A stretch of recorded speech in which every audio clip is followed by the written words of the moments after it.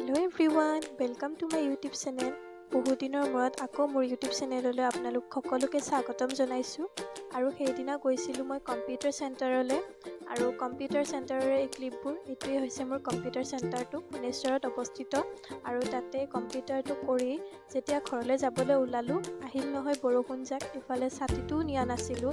তাৰপিছত বহুত সময় ৰোৱাৰ পিছতহে ঘৰলৈ ভাবিলোঁ যে এনেকৈ নহয়, জিকি হ'লেও যাবই লাগিব, আকৌ ৰাতি হ'লে যাবলৈ নোৱাৰিম। তো সেনেকৈ গুচি আহিলোঁ। আৰু গুচি আহি বৰষুণত জিকি ঘৰত আহি একেবাৰে জ্বৰ চৰ্দি অৱস্থা বেয়া। তাৰপিছত আৰু ক'তনো ভিডিঅ' বনাম, এনেকৈ ৰৈ থাকিল। ভিডিঅ' বনাবলৈ পৰা নাই।